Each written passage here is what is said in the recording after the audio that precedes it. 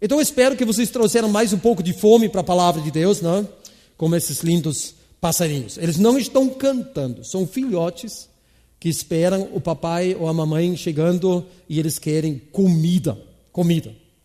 Quer dizer, o cristão, ele se comunica com Deus através da oração e ele se alimenta com a palavra de Deus. Alimentar o novo Adão, não o velho.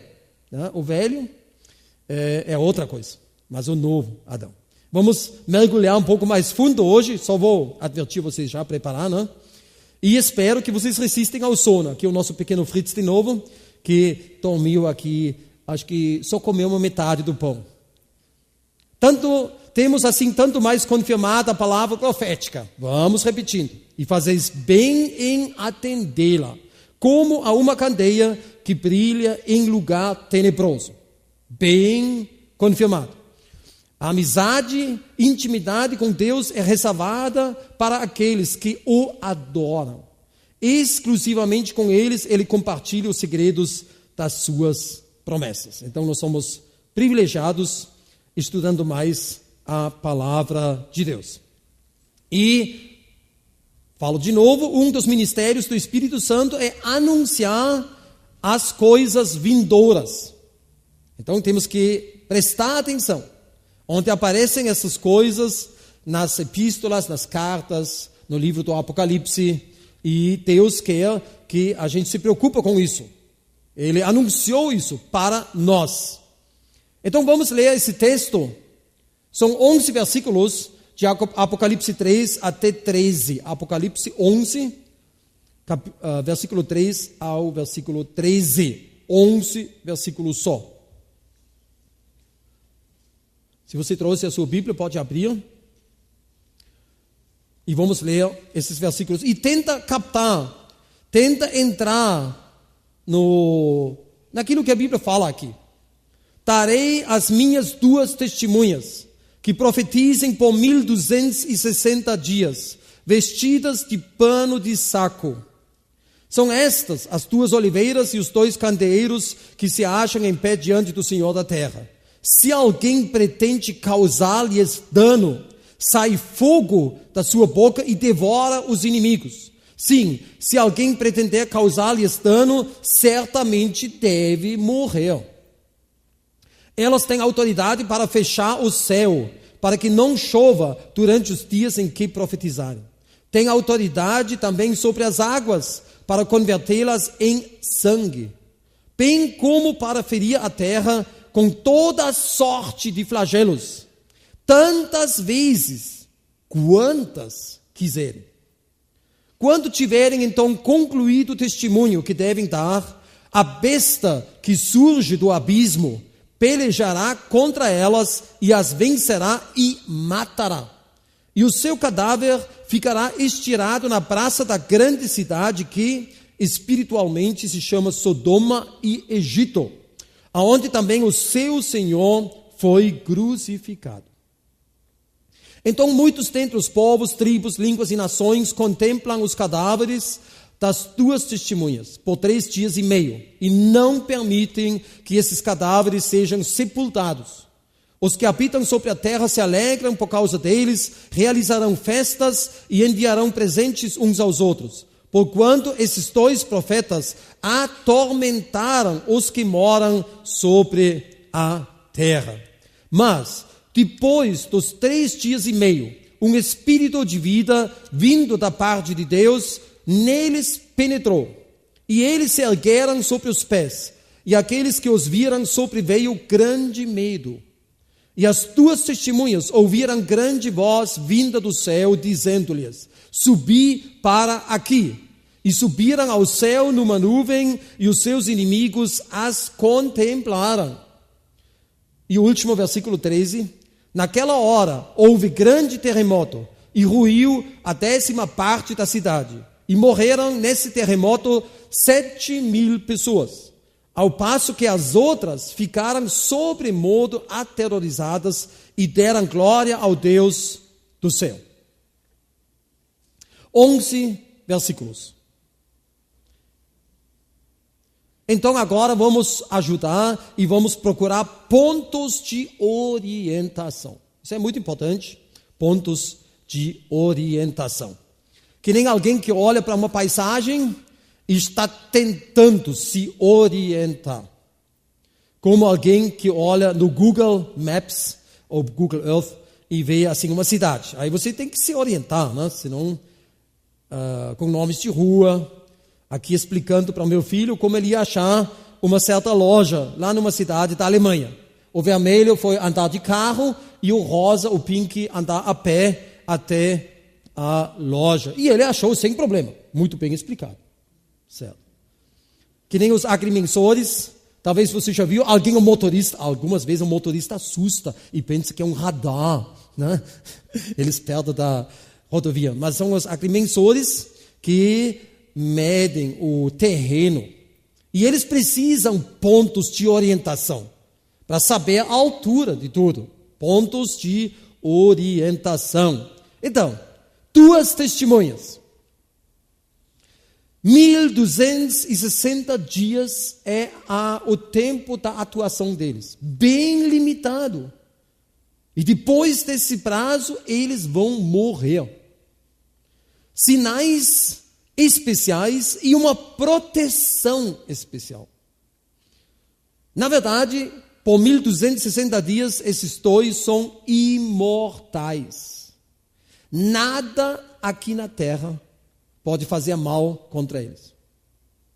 Se você usa a sua fantasia, se nós íamos explodir uma bomba atômica embaixo da cadeira deles, eles não iam morrer. Não iam morrer. Eles não podem morrer. Nesses 1260 dias, eles são imortais. E aí vem uma besta do abismo e mata os dois depois desse prazo, quando o seu testemunho foi concluído. E isso acontece na cidade da crucificação. Isso ajuda. E eles vão ressuscitar, eles vão viver de novo e vão ser arrebatados ao céu. E todos vão contemplar isso. E isso é diferente do arrebatamento da igreja. Como é o arrebatamento da igreja? Nada de cantar e cumprimentar. Você também está aqui. Não. As duas testemunhas vão subir lentamente. E todos os inimigos vão ver eles subir. Eles vão ver isso. E a mídia mundial vai transmitir isso. Aí haverá um terremoto para realçar o aspecto sobrenatural. E 7.000 almas vão morrer. Daqui a alguns anos. É um recorte de um jornal de uma coisa que nem aconteceu ainda. 7.000 pessoas vão morrer em Jerusalém quando as duas testemunhas vão subir ao céu. Por que nós devemos nos ocupar e estudar dois personagens do Apocalipse? Eu, Jesus, enviei o meu anjo para vos testificar estas coisas às igrejas. Apesar que a igreja não vai participar desses eventos, Deus revelou isso para os seus amigos. Quer dizer, nós devemos e podemos saber tudo isso. Quer dizer, para as igrejas, para nosso conhecimento, estas coisas, as igrejas. Final do Apocalipse. Essas coisas incluem tudo do Apocalipse. Quer dizer, é um desejo de Deus que nós preocupemos-nos com esses assuntos proféticos. Pensamos naquele João velhinho lá em Patmos, quando Deus revelou todas essas coisas. Nós relembrando que jamais foi uma invenção de um homem, mas os homens santos foram movidos pelo Espírito Santo. E quando Deus se comunicou, por exemplo, em Êxodo 25, 22, Deus fala para Moisés, ali virei a ti, e de cima do propiciatório, do meio dos dois querubins, que estão sobre a arca do testemunho, falarei contigo acerca de tudo o que eu te ordenar para os filhos de Israel. Ali, no meio dos querubins, Deus falou diretamente com Moisés. Falava o Senhor a Moisés face a face, como qualquer fala ao seu amigo. Quer dizer, uma comunicação normal. Uma comunicação normal. Moisés entendeu tudo que Deus falou com ele. E Deus falou de um jeito que Moisés entendeu tudo. E a Bíblia diz, nunca mais se levantou em Israel profeta algum como Moisés. Em Deuteronômio 34:10. Com quem o Senhor houvesse tratado face a face. No tocante a todos os sinais e maravilhas que por mando do Senhor fez na terra do Egito. A Faraó, a todos os seus oficiais e a toda a sua terra. E no tocante a todas as obras de sua poderosa mão e aos grandes e terríveis feitos que operou Moisés à vista de todo o Israel. Também quando Deus revelou os detalhes do tabernáculo, cheio de simbologia, apontando simbolicamente ao Senhor Jesus. Moisés inventou nada. Deus mostrou tudo, original, celestial, e depois eles fizeram uma réplica, bem dentro como Deus tinha mandado, até os últimos detalhes. Quando Moisés recebeu a lei de Moisés, a lei de Deus, se chama lei de Moisés, mas é a lei de Deus, né? Isso foi uma comunicação bem nítida, bem clara. Sim, sim, não, não. Todo mundo entendeu. Não matarás, não roubarás, não adorar outro Deus. Essa comunicação, ela foi bem clara. Quando Jesus andou em Israel, ele falou numa maneira tão simples, que hoje usamos parábolas e histórias dele e falamos para as crianças. A ovelhinha perdida, o bom samaritano, o semeador, coisas tão simples que cada um entende. Uma comunicação clara e simples, dos mais novos até os mais velhos podiam entender. Então, se nós não entendemos o Apocalipse, que é a comunicação de Deus conosco, com as igrejas, o problema fica no nosso lado. Eu bato sempre na mesma tecla. Se nós não entendemos, nós devemos estudar mais esses assuntos. Por que Deus revelou tudo? Revelou coisas que a igreja nem vai participar diretamente. Nós vamos assistir tudo lá do céu, como João, que a partir do capítulo 4, viu aquela porta aberta no céu e aquela voz, sobe até aqui, e a partir do capítulo 4 ele assiste tudo lá de cima, assim como nós vamos assistir. Disse o Senhor, ocultarei a Abraão o que estou para fazer. Olha, Abraão tinha nada a ver com Sodoma e Gomorra. Abraão estava lá no deserto, longe daquelas cidades pecaminosas. Quem estava lá no meio era o seu sobrinho Ló. Abraão não tinha nada a ver. Disse o Senhor, ocultarei a Abraão o que estou para fazer. Por que Deus falou isso para Abraão? Porque Abraão foi chamado o amigo de Deus. E um amigo, ele conta as coisas, sem dúvida. Contam tudo, porque eles têm confiança e querem se comunicar. Nós temos alegria para contar as coisas para um amigo ou uma amiga. Abraão, nada a ver. Foi interessante, quando Deus revelou isso, Abraão, eu gosto disso demais.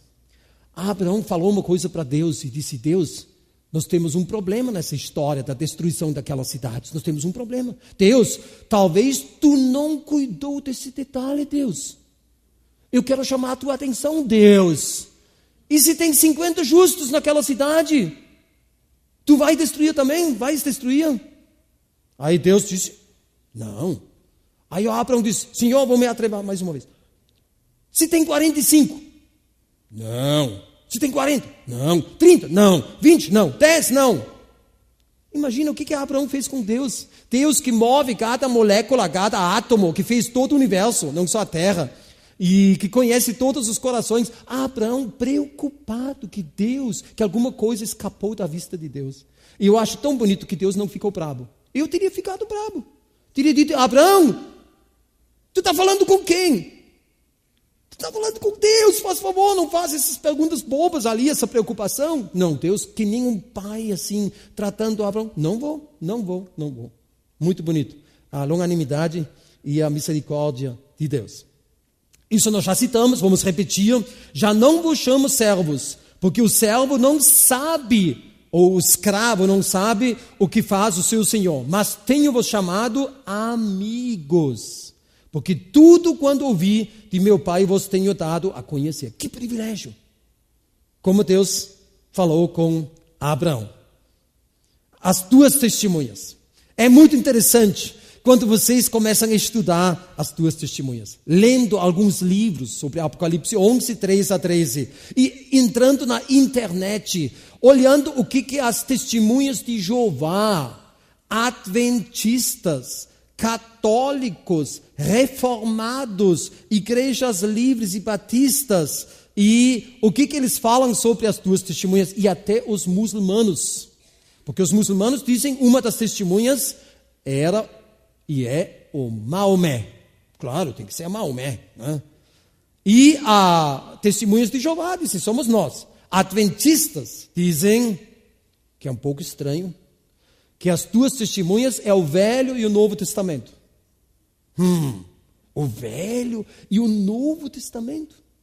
Vamos estudar isso um pouco. Então vocês notam que cada um, ele tem as suas cores e preferências denominacionais. É incrível.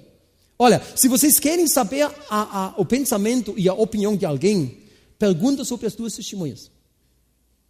É bem interessante.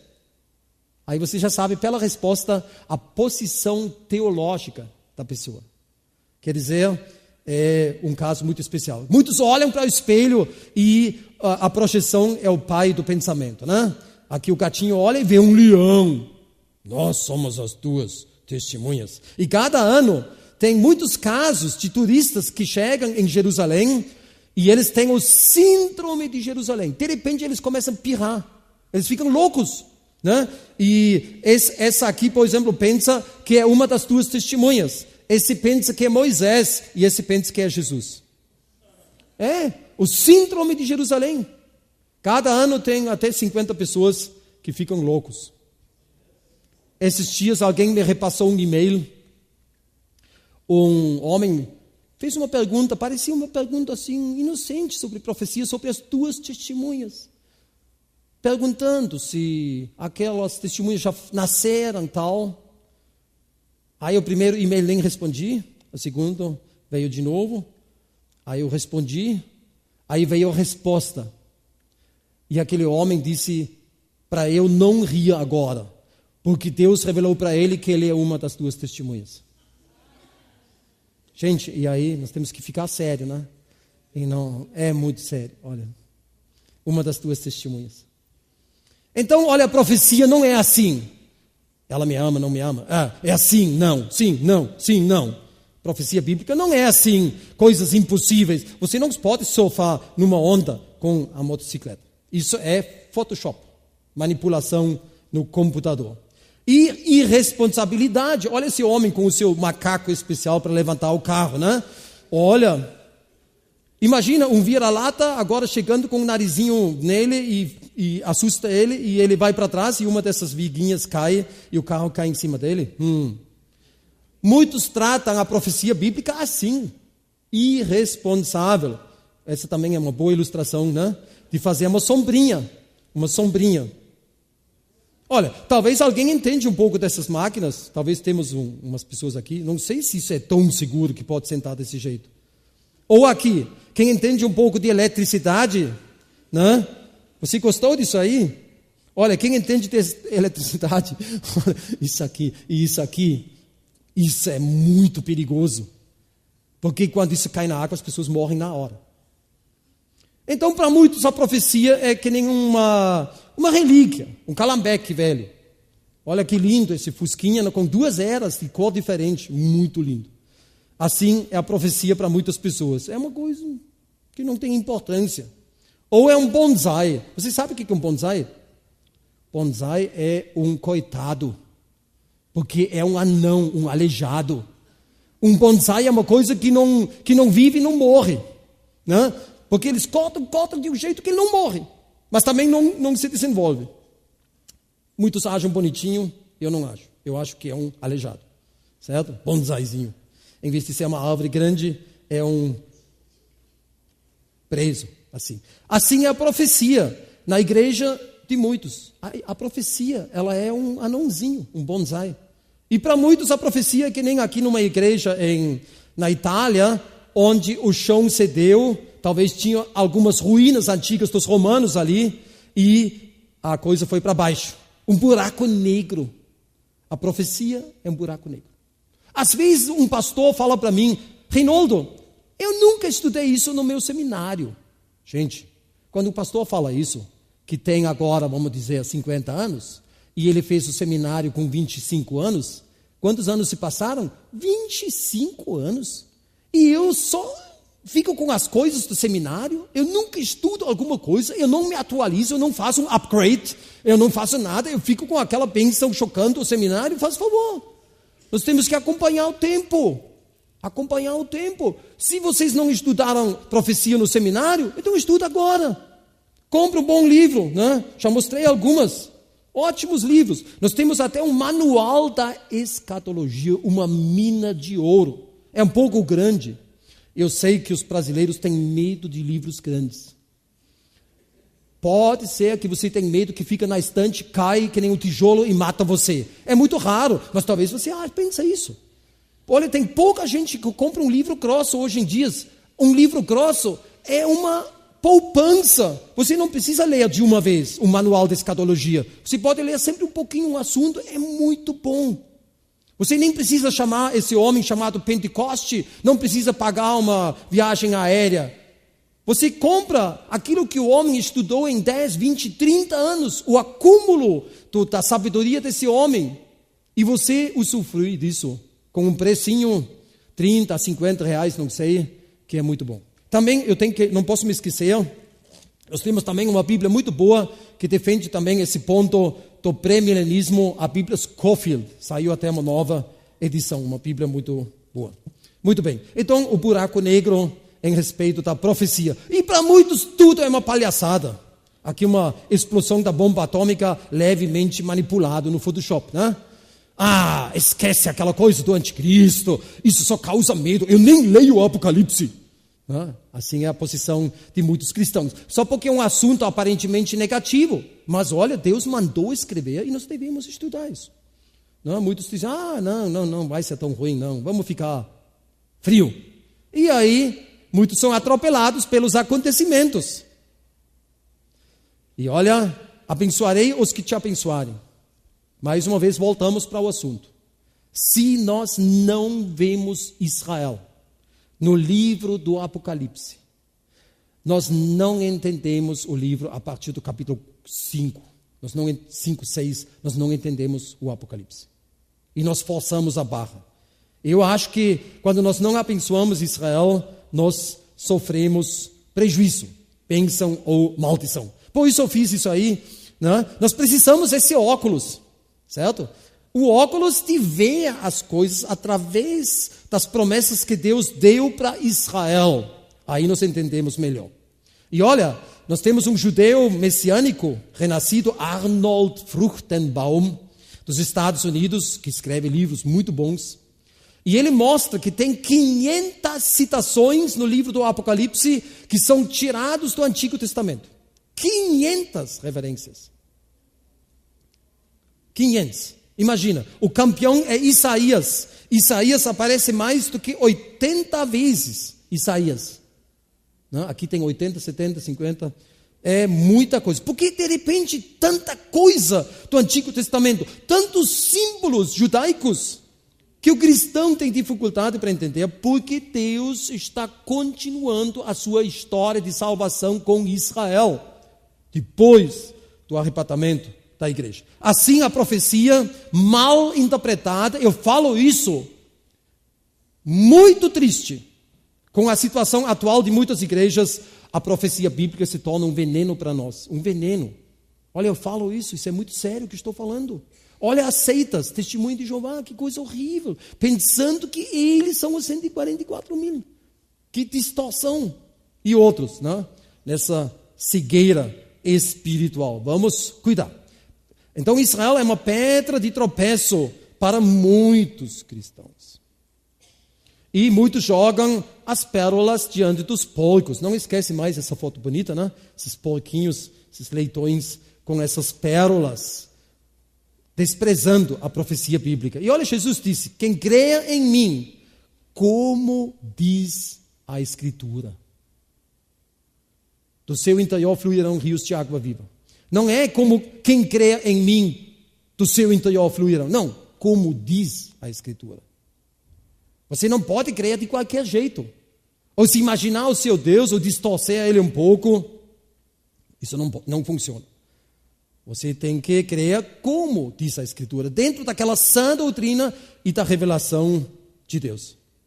E quando vier, porém, o Espírito da verdade, ele vos guiará a toda a verdade. Olha que promessa. Eu me agarro nessa promessa. Nós oramos para que no Brasil muitos ainda realmente vão sair de heresias, de exageros, de utopias, de projeções de desejo e vão voltar para um cristianismo bíblico. Como Dave Hunt escreveu 2 livros, A Sedução do Cristianismo e a Volta ao Cristianismo Bíblico. Isso é muito importante. E Jesus falou: tudo o que dele está escrito em Moisés, profetas e salmos, tudo se cumpriu. Aquelas promessas sobre o sofrimento do Messias, tudo se cumpriu. Literalmente. E por isso, nós cristãos, nós lemos o Antigo Testamento diferente dos judeus. Certo? Olha, eles têm as mesmas escrituras que nem nós, só que a Bíblia judaica termina com 2 Crônicas. A sequência é diferente, mas são os mesmos livros, não com apócrifos. Os apócrifos foi uma invenção da Igreja Católica para justificar algumas heresias. Então nós lemos as mesmas escrituras do que os judeus. E quando nós lemos, por exemplo, eu sou um cristão, certo? Agora eu chego aqui no Salmo 22, 16. 22, 16. A segunda parte do versículo. Traspassaram-me as mãos e os pés. Versículo 18. Repartem entre si as minhas vestes e sobre a minha túnica deitam sortes. Foi o Davi que escreveu isso. Eu penso em quê? Em Jesus, morrendo na cruz. Certo? Mas um judeu que ele vai ler isso diferente. Ele vai talvez perguntar: de quem a Bíblia está falando aqui? Será que o Davi morreu assim? Não, o Davi morreu na cama. Ele tinha um problema de circulação de sangue, esfriou, não esquentou mais, morreu na cama. Então o Davi está falando de quê? Ele está falando espiritualmente, profeticamente do Messias, que seria perfurado, as mãos e os pés. Algo que os judeus não conheciam, que foi introduzido pelos romanos. Então nós lemos isso diferente, sabemos, isso aí é uma profecia que se cumpriu. Assim nós juntamos aquele quebra-cabeça profético. Tem versículos em Moisés, na Torá, nos 5 livros de Moisés. Tem versículos nos Salmos, versículos em Zacarias, em Isaías. E assim juntamos tanto aquela projeção do Messias sofredor, como também do Messias retornando como Rei dos Reis. E entendemos as profecias. Só que nós precisamos de uma visão nítida, como uma águia. Certo? Não que nem um beija-flor. Beija-flor é um passarinho bonito. Eu boto até água com açúcar todo dia para os beija-flor e os outros que vêm. Mas eu já vi beija-flor que chegou perto de uma mulher que tinha um vestido com flores, pensando que era um arbusto. Porque o beija-flor não enxerga muito bem. Aí a mulher se mexeu, aí ele assustou e foi embora. Quer dizer, não seja um beija-flor espiritualmente. Né? Por isso a Bíblia fala daquela águia que paira lá em cima, né, e vê nitidamente até aqui embaixo. Então, por que Jesus falou Moisés, profetas e salmos? Por que ele falou essas 3 coisas? Que tudo se cumpriu, que está escrito em Moisés, os profetas e os salmos. Por quê? Porque isso em hebraico se chama Torá, Neviim e os Ketuvim. Torá é de Moisés, é a lei. Neviim são os profetas e os salmos são os Ketuvim. E quando você pega a primeira letra dessas 3 categorias, tá a palavra T-N-K ou C-H. Por isso os judeus chamam a Bíblia de Tenach ou Tanakh. Ou quem não sabe falar um C-H, ele fala Tenach ou Tanakh. Que vem dessa repartição, quer dizer todo o Antigo Testamento. E assim Jesus pegou os versículos lá na Torá, na lei de Moisés, nos profetas, nos salmos, tirou aquelas profecias e mostrou essa projeção aos seus discípulos. Isso é Jesus no Antigo Testamento. E aí eles viram Jesus sofrendo. O capítulo mais detalhado, qual é o capítulo mais detalhado? Isaías 53, sem dúvida, sem dúvida. E olha o que a Bíblia diz, por exemplo, sim diz ele, Isaías 49, 6. Sim diz ele, Deus Pai está falando aqui com o seu servo, chamado Obed ou Ebed Yahvé. Esse servo do Senhor morre em Isaías 53 como Cordeiro de Deus. Então você sabe quem é o Obed Yahvé. O Obed Yahvé é o Messias sofrendo. Ele diz, pouco é o seres meu servo para restaurares as tribos de Jacó e tornares a trazer os remanescentes de Israel. Também te dei como luz para os gentios, para seres a minha salvação até a extremidade da terra. Olha, Deus falando no Antigo Testamento que há um personagem que ia restaurar as tribos de Israel. Isso não seria suficiente para Deus, mas Ele quer que Ele seja a salvação até o fim do mundo. Se eu pergunto hoje a um judeu, escuta, Isaías 49, 6, olha para mim, olha aqui. Aqui está falando que o servo do Senhor será a salvação dos gentios até o fim do mundo.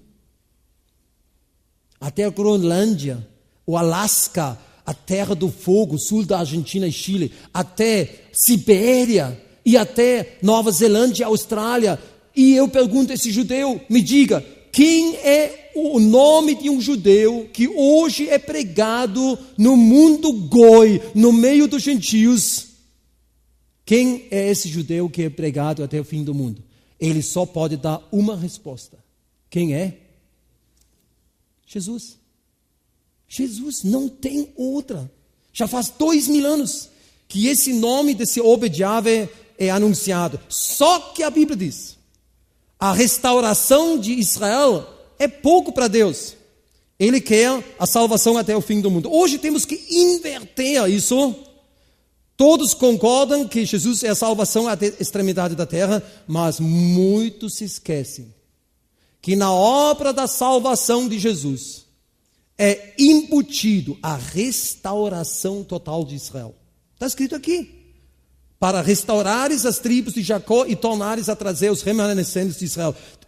Tem versões em inglês que diz, pouco é os seres, em inglês está escrito, it's too light. It's too light. Você sabe o que é um alimento light, uma bebida light? É uma coisa leve, sem açúcar, não é uma coisa assim. Então, muitos cristãos hoje têm uma versão light do seu cristianismo. Você não pode excluir Israel. Está escrito aqui, a versão light. Já citamos essa profecia linda, Salmo 22, 16 a 18. Incrível. Profecias que se cumpriram. Isaías 53. Olha, quando João falou, eis o Cordeiro de Deus. Ele falou isso de repente um dia quando ele viu Jesus. E ele cita Isaías 53, eis o Cordeiro de Deus que leva o pecado do mundo. A pergunta também é, quem são esses dois? Nós lemos aqueles 11 versículos, esses duas testemunhas. Os judeus. Você tem que saber também que muitos judeus hoje, nós chamamos hoje todos de judeus, certo? Mas na verdade, antigamente judeu era só quem era da tribo de Judá e Benjamim, que era o reino do sul. Os outros eram 10 outras tribos. Só que hoje, qualquer descendente de Abraão, Isaac e Jacó, nós chamamos de judeu. Ficou uma coisa generalizada. Mas os judeus, muitos até são uma mistura hoje de várias tribos, através desses milhares de anos. E eles têm 1000 rostos. Você descobre judeus, você nunca ia pensar que é um judeu. Você só reconhece um judeu quando ele é um semita, bem parecido com um semita. Aí você pode se dar muito mal. Uma vez em Pinhal, na praia, tinha um homem lá, que eu vi logo, esse homem. Aí eu perguntei, o senhor é um judeu? Ele estava lá pescando com uma uma grande rede, ele disse, olha, eu gosto dos judeus, frito no espeto. E ele era um sírio. Você viu que era um semita, agora cuidado, pode ser um árabe ou um judeu, né? Aí pode ser mal. Os judeus, as 2 testemunhas. Vamos olhar mais uma vez. Darei as minhas 2 testemunhas que profetizem por 1260 dias, vestidas de pano de saco. Versículo 5. Se alguém pretende causar-lhes dano, sai fogo da sua boca e devora os inimigos. Sim, se alguém pretender causar-lhes dano, certamente deve morrer. Ali sai um fogo e devora os inimigos. Isso lembra quem? Nós temos só uma pessoa na Bíblia. Quem trabalhou com fogo? O Elias. Agora, não só no Monte Carmelo. No Monte Carmelo, com aquele sacrifício. Mas um dia, aquele rei realmente rebelde, ele mandou um capitão e 50 soldados prender o Elias. Vocês conhecem a história? Não? O Elias estava um pouco lá para cima. Aí o capitão veio e disse, olha, o rei está mandando, desce aí. Aí o Elias disse, olha, se eu sou um homem de Deus, agora vai cair fogo do céu. 51 carvãozinhos. Eu vou falar um pouco assim. Aí veio o segundo. Profeta, o rei está mandando descer aí. Se eu sou um homem de Deus, mais 51. Já perderam 102 homens. Aí o terceiro, ele chegou com muito respeito, com muito receio e muito medo. E ele pediu mais ou menos licença. Né? Por favor, venham comigo, porque o rei está mandando. Aí ele foi junto. Mas imagina, que poder, que autoridade de matar os inimigos. Escuta, se as 2 testemunhas representam a igreja, o que nós devemos fazer com os inimigos hoje em dia? O que nós fazemos com os inimigos? Torramos eles? O que a Bíblia diz? Amar os inimigos, até abençoar aqueles que nos perseguem. Quer dizer, nada de fogo e destruir os inimigos. Vocês notam que esses 2 fazem coisas que a igreja jamais pode fazer. Por isso, presta atenção. E já que eles fazem isso com a autoridade de Deus, isso é uma outra dispensação. Isso é uma outra época. Isso não é mais a época da graça da igreja. E já que esses 2 vão trabalhar nos primeiros 3 anos daqueles 7 anos apocalípticos, a igreja não pode estar junto com esses 2 homens, porque o nosso homem, o nosso Deus, não é o Deus da confusão. Porque nós somos de uma outra dispensação, gente. Você já viu uma igreja que tem o dom do Espírito Santo para transformar água em sangue? Você já viu uma igreja que joga pragas? Faz favor. Não, vocês não notam que isso aqui é outro mundo? Isso é parecido com Elias. E elas têm autoridade para fechar o céu. O Elias disse, olha, 3 anos e meio não vai chover.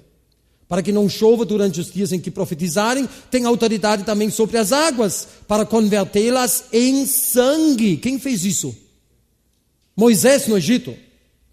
E bem como feria a terra com toda sorte de flagelos. Não só 10 pragas, toda sorte de flagelos. E não somente 10 vezes, tantas vezes quantas quiserem. Você já leu isso? A autoridade que Deus transferiu nas mãos desses 2 homens. Agora cuida bem. Não fica decepcionado e desapontado. Eu não posso garantir que Moisés e Elias. Eu não posso garantir. Mas que eles terão autoridade e um ministério parecido com Moisés e Elias, isso é bem claro, certo? Eu não vou dizer que é Moisés e Elias, porque a Bíblia não fala. Tem algumas evidências e coisas que apontam Elias e Moisés lá no Monte da Transfiguração. A gente conhece tudo isso, mas eu não posso garantir, porque a Bíblia não fala, certo? Mas eles terão toda essa autoridade. E são 2 judeus. E são 2 homens. Não são testemunhas de Jeová.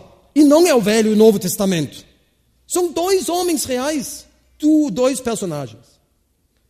Olha a cabeça, agora vamos entrar na cabeça de uma pessoa na época de Jesus.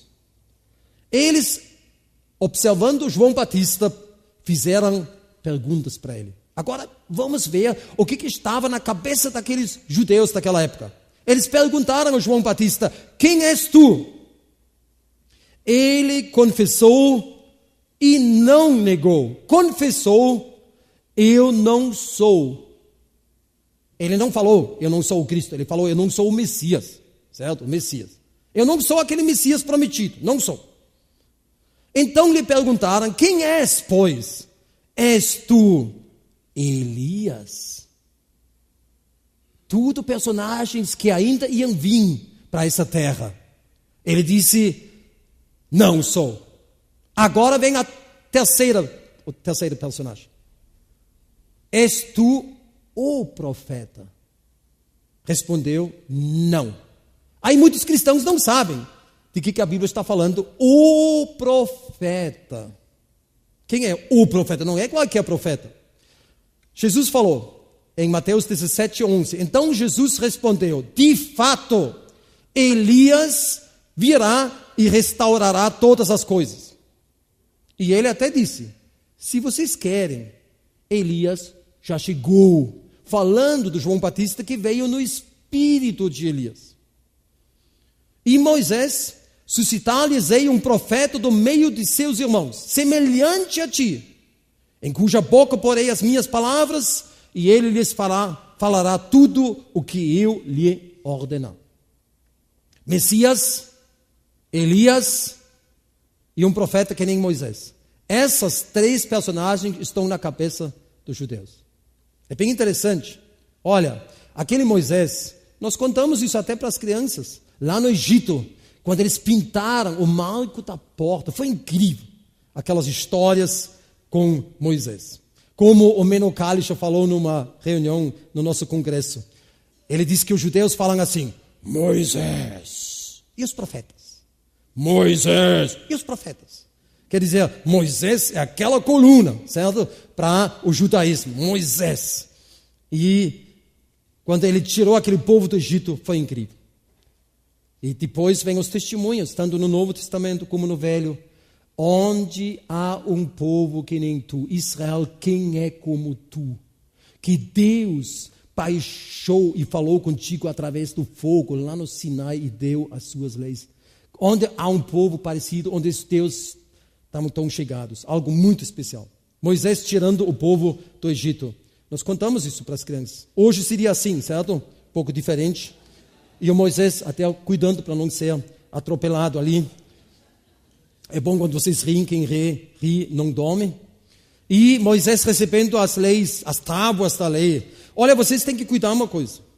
Quando o Novo Testamento fala lei, muitas vezes, é muito mal traduzido. Eu não gosto. A lei, às vezes, tem que ser traduzido toda a revelação de Deus. Toda a revelação de Deus. Quando a Bíblia fala da lei que Deus deu para Israel, é toda a revelação de Deus que Deus confiou a Israel. Todas as histórias, todas as revelações de Deus. Eu gosto muito como esse artista judeu, ele colocou as tábuas em forma de... E olha, eu tenho que falar isso aqui. Eu estava numa igreja em São Paulo, e um irmão lá falou: no Velho Testamento não se conhecia o amor de Deus, era dente por dente, olho por olho. Aí eu pensei: espero que não tenha nenhum judeu aqui agora para ouvir isso. Será que não se conheceu o amor de Deus no Velho Testamento, gente? Que é isso? Pega uma chave bíblica, uma concordância bíblica e olha a palavra amor no Velho Testamento, você vai ver uma lista assim. Como Deus lutou por Israel, com laços de amor eu te traí. E quando ele trouxe a lei, logo ele trouxe o tabernáculo.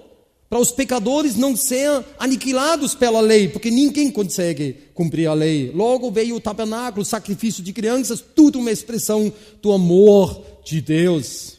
E cuida com aquela palavra, olho por olho, dente por dente. Eu não gosto quando cristãos citam isso. O que significa olho por olho, dente por dente? Na lei de Moisés. Indenização e não vingança, gente. Quando o dono de um escravo bateu nele, quebrou um dente, agora o escravo bateu na boca do dono? Quebrou um dente? Não. O dono tinha que indenizar o escravo, até libertar ele por causa disso. Porque era uma lei muito justa. Então, cuidado com essas citações. E olha, até hoje, já que Deus disse, vocês vão comemorar aquela saída do Egito para sempre. Hoje, 3.500 anos depois, 3.500 anos, gente. Eles estão comemorando isso na noite do Seder, na noite do Pesach, com aqueles matzot sem fermento, o pão sem fermento, e assim transmitindo para os filhos. Vocês veem aquele filho, esse aqui é um menino. Vocês têm uma ideia por que eles têm cabelo tão comprido aqui? Porque Deus mandou não cortar o cabelo no canto da cabeça. Mas a minha cabeça não é quadrada. Né? Onde fica o canto da minha cabeça? No hebraico, o canto da cabeça é exatamente isso, entre a orelha e a testa, para não cortar o cabelo aqui. Por que Deus mandou isso? Para diferenciar os judeus dos gentios. Você entendeu? Para diferenciar. Claro, às vezes, você vê os judeus que enrolam isso, para disfarçar um pouco quando eles vão na cidade e tal, né? Eles enrolam, às vezes tem um chapéu e tal, mas Deus mandou isso. Isso não é uma bobagem, não é uma invenção dos judeus. Pensamos em Elias, lá no Monte Carmelo, que profeta poderoso. Né? E quando ele foi com essa carruagem de fogo para o céu, foi algo incrível. E olha Eliseu, o Eliseu que ganhou o dobro do Espírito. É verdade, ele pediu o dobro do Espírito quando ele foi para o céu. Escuta, como foi o fim do Eliseu? Veio a segunda carruagem de fogo. Eliseu morreu doente na cama. Você já leu isso? Então Eliseu foi um fracasso. Ele não tinha mais fé no fim da sua vida. Será que Eliseu orou anos e anos? Deus, manda aquela carruagem de fogo.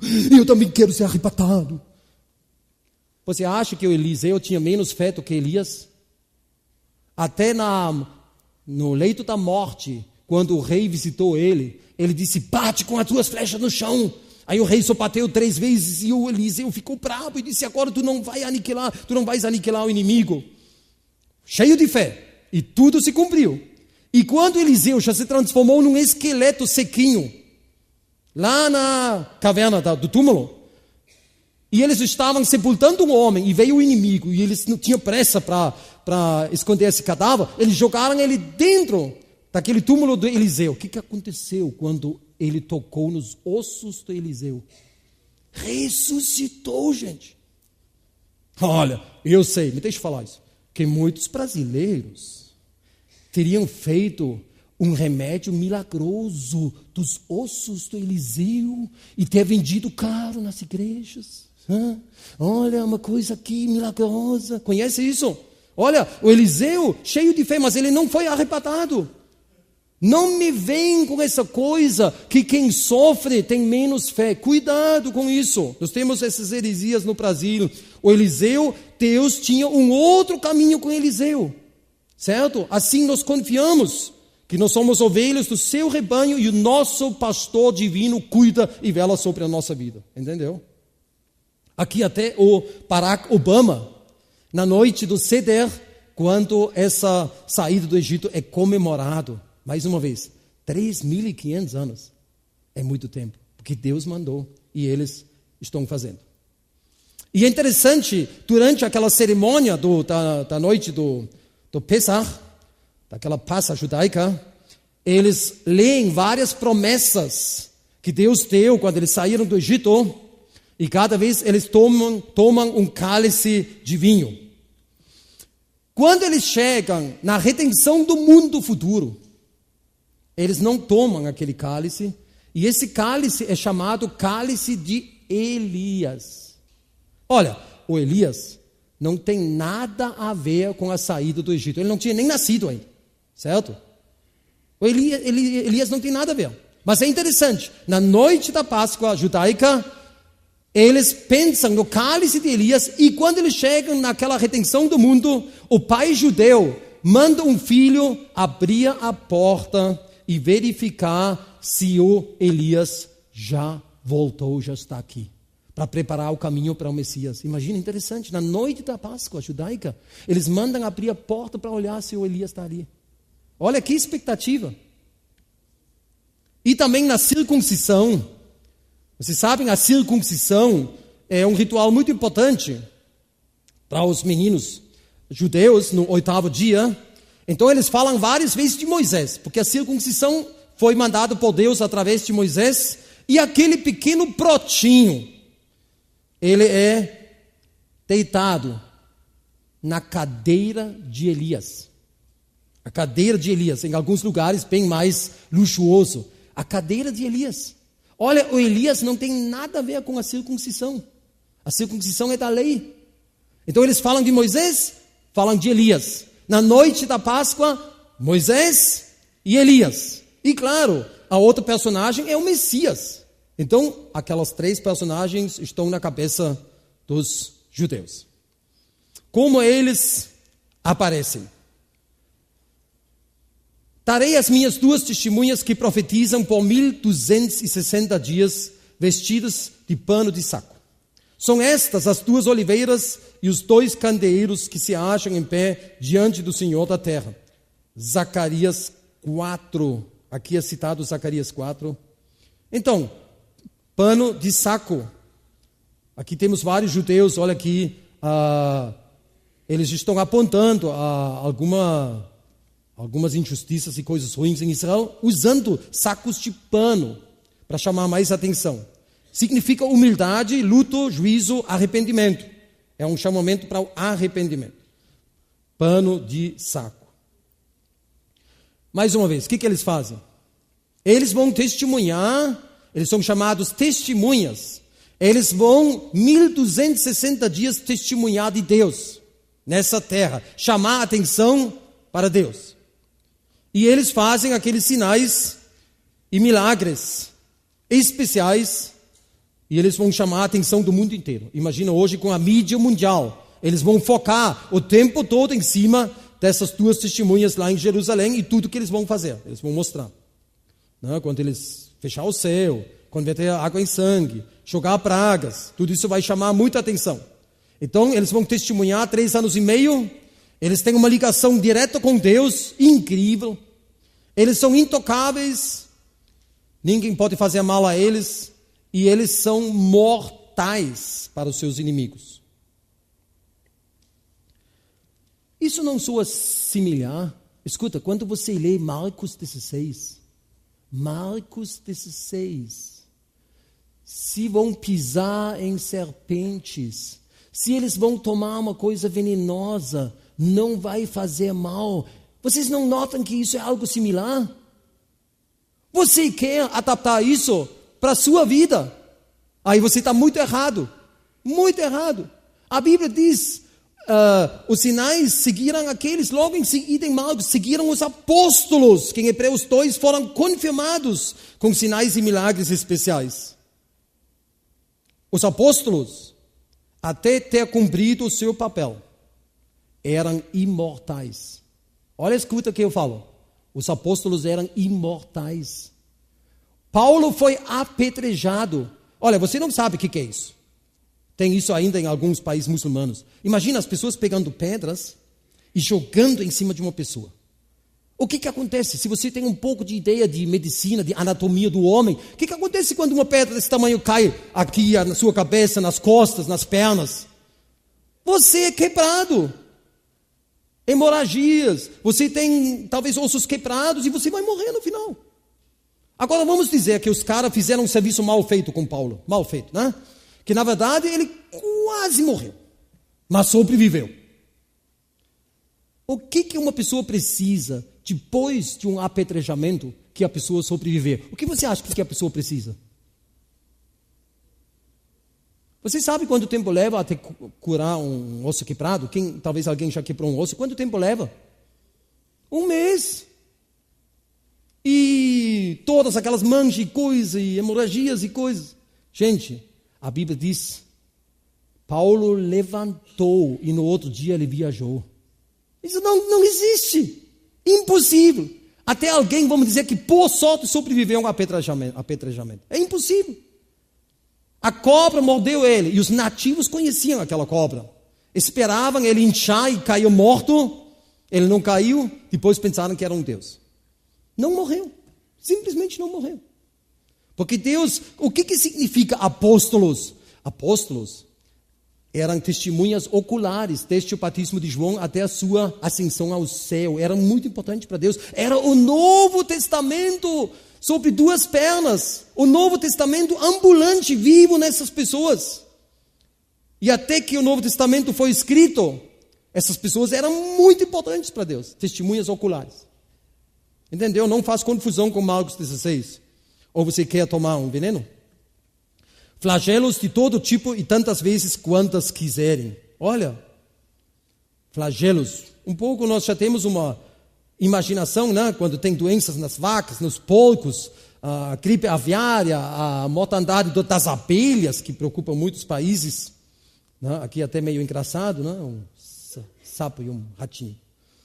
Imagina, os homens inimigos, quando eles chegam perto das duas testemunhas, eles vão torrar.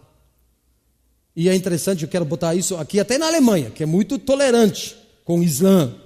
Aqui eles botaram preconceito, na direita preconceito, e à esquerda realidade. E é a mesma coisa, certo? É um perigo. Mas não haverá ninguém que pode fazer mal contra as duas testemunhas, nenhuma arma desse mundo. Quando eles aparecem? Olha, eu mostrei para vocês que os dois fazem coisas que a igreja não faz. Por isso nós falamos das dispensações. Deus é o mesmo, ontem, hoje e para sempre, mas Ele não age sempre igual. Ele não pode trazer as duas testemunhas para dentro da época da igreja. Isso é impossível. Porque eles fazem coisas que não faz parte dessa época da graça, que é bem definida. Pentecoste até o arrebatamento da igreja e a ressurreição dos mortos. Isso só pode se revelar depois do arrebatamento da igreja.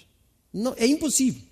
E eles têm que trabalhar no começo dos 7 anos, porque tem muitos estudiosos que eles não se definem muito bem em que parte dos 7 anos os dois vão aparecer. Mas eu vou mostrar para vocês que eles têm que trabalhar na primeira parte. Por quê? Na segunda parte, haverá catástrofes tão grandes que a Bíblia diz que toda a água vai ser transformada em sangue. Como vai chamar a atenção quando eles transformam a água em sangue, quando depois toda a água é sangue? Está escrito na Bíblia, como um dos castigos de Deus. Então isso é um começo. Quem lê, entenda. Eu quero dar um estímulo para vocês. Talvez é muita coisa, certo? Você fica meio boiando, tonto, mas é bom, porque a profecia bíblica, ela é bem definida. E o entendimento vai aumentar. Muito bem. Temos assim, tanto mais confirmado a palavra profética. Com as duas testemunhas, começa a restauração espiritual de Israel. Isso é um ponto, uma afirmação muito importante. Porque Deus prometeu a restauração de Israel. Vocês se lembram? Até no Monte das Oliveiras, um pouco antes da ascensão de Jesus, bem pouco antes, os discípulos fizeram uma pergunta interessante em Atos 1. Você conhece aquela pergunta? Parece que depois de 3 anos e meio, esses teimosos ainda fizeram essa pergunta. Uma pergunta muito interessante. Eles perguntaram aqui o seguinte. Atos 1:6.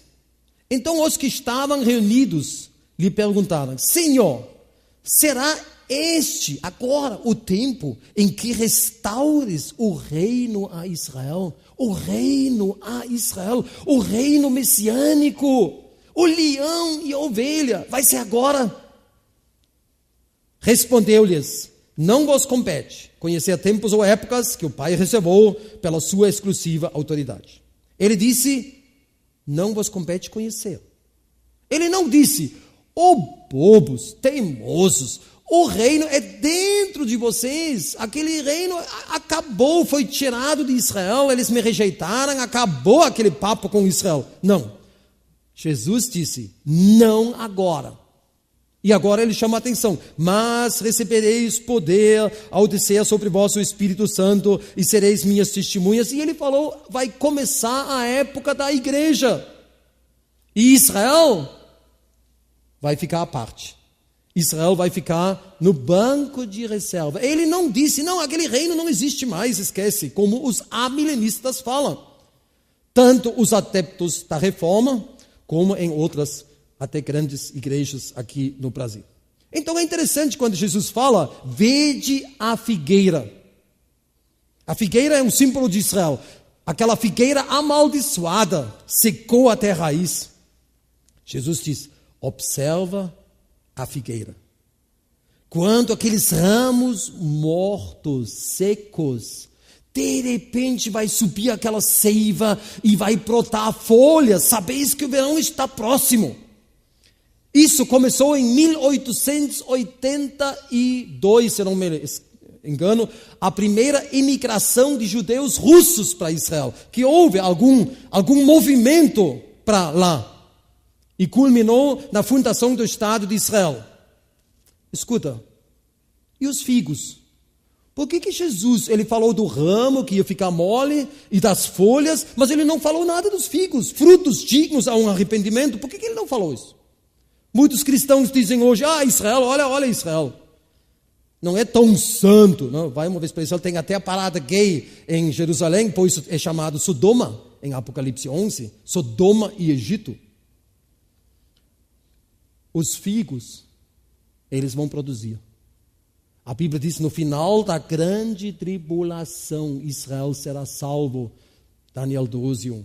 Israel está aí. Olha, aqui no Muro das Lamentações, o Muro das Orações, um monte de judeus ali. Israel está presente. Não dá para negar. Estão aí. Aqui um outro aspecto. Aqui oram os homens e aqui oram as mulheres. Parece a mesma coisa como nas igrejas. Tem mais mulheres do que homens. Sério? Agora imagina, eles estão orando aqui embaixo, que é um muro de sustentação do pátio do templo feito pelo rei Herodes. Um pouco antes da época de Jesus e um pouco depois. E aqui nós temos o Domo da Rocha, árabe, muçulmano, e a mesquita Al-Aqsa. Isso aqui não é uma mesquita, não fala mesquita. É só um prédio que protege uma rocha, o Domo da Rocha. Imagina, os judeus estão orando hoje aqui, exatamente aqui embaixo. E isso era a antiga glória de Israel, que eles perderam tudo. E cada ano, naquele dia Yom Tisha B'Av, eles comemoram a destruição dos 2 templos. O templo de Salomão e o templo restaurado da época de Jesus. Os 2 templos foram destruídos no mesmo dia do mesmo mês. Só com uma diferença de uns 500 anos. Imagina, no mesmo dia, do mesmo mês. Lamentando a perda do templo. Aqui o Heródio. O Heródio era um dos palácios do rei Herodes. E olha, um monte de judeus aqui dentro, lamentando a perda dos 2 templos. Israel está aí. Não dá para negar. E quando quando Davi juntou todo o material para a construção do templo, ele não podia construir, nós sabemos, Deus não gostou, não queria. E ele transferiu tudo para as mãos do filho Salomão. Todas as maquetes, todos os planos, que nenhum arquiteto. Davi afirma em 1 Crônicas 28, que Deus revelou os últimos detalhes do templo para ele. Ele não inventou nada. Por isso eu acredito que a reconstrução do 3º templo não pode acontecer assim. Tem que acontecer com uma orientação muito especial. E pode ser que isso vai acontecer através das 2 testemunhas. A reconstrução do 3º templo. Temos um homem, o Alec Garrard, de Norfolk. Norfolk é aquela parte da Inglaterra que é mais próximo à Europa, ali na Alemanha, França. E esse homem gastou décadas e fez a réplica mais perfeita do templo que um homem já fez. O homem já produziu 4.500 figurinhas de homens e animais. 4.500. E o tempo todo ele está estudando e aperfeiçoando. Alec Garra, né? Com o templo, que aparece em muitos livros. Olha as figurinhas ali. Aquela escada, uma parte existe até hoje, quem vai para Israel conhece a escada, onde Jesus também subiu muitas vezes. Uma parte daquela escada ainda existe. Aqui as colunas de Salomão, onde Jesus pregou muitas vezes. Claro, aqui é uma réplica pequena, né? E os judeus transmitem isso para os seus filhos, sobre o templo, maquetes de templos. O Michael Ossanis, um judeu russo, fez uma grande maquete agora que pesa toneladas. Escuta, o que vocês acham? O que os árabes pensam quando eles veem isso aí, perto do Muro das Orações? Eles passam lá e veem aquelas maquetes. Eles vão pensar o quê? Esses judeus querem reconstruir o terceiro templo. E eles ficam muito desesperados e agitados quando os judeus se aproximam mais no Monte das Oliveiras. Aqui uma outra miniatura, onde todos que viajam para Israel também com a chamada passam, né? Aquela miniatura, muito bem feito com o templo e a Jerusalém da época de Jesus. Mais uma vez, então Jesus respondeu, de fato, Elias virá e restaurará todas as coisas. Pode ser que o templo é incluído. Suscitar-lhes-ei um profeta do meio dos seus irmãos, semelhante a ti, em cuja boca porei as minhas palavras, e ele lhes falará tudo. Se eu quero ser bem categórico agora, eu vou dizer, um vai trabalhar, restaurar, e o outro vai falar e dar as ordens. Um vai complementar o outro, e eles vão fazer grandes coisas. Aqui você tem o interior do Domo da Rocha. Você vê que ali é uma rocha, né? Bem definido. Exatamente aqui ficou a Arca da Aliança. Nós temos indícios arqueológicos bem do tamanho do Santo dos Santos, do santo e tudo isso, não há mais dúvida. O templo não ficou ao lado do Domo da Rocha, ele ficou exatamente ali. Quer dizer, o Domo da Rocha tem que sair de lá. Aqui, isso são desenhos do Rocha Libre, que vai falar no nosso congresso na semana que vem. Muito bem feito, o areal do templo. Né? Bem ali, exatamente aqui ficou o templo. E várias vezes os chamados amigos do templo já tentaram levar a pedra fundamental para o terceiro templo, para cima do monte do templo. Imagina, essas pedras foram cortadas com ácido no deserto, porque não pode tocar nenhuma ferramenta de metal. Agora imagina, lá vem um caminhãozinho com uma pedra fundamental do terceiro templo. Um grupo de judeus ali, e eles vão agora, o plano deles é subir o monte do templo para deixar a pedra fundamental lá em cima. O que vocês acham o que os árabes fazem aí?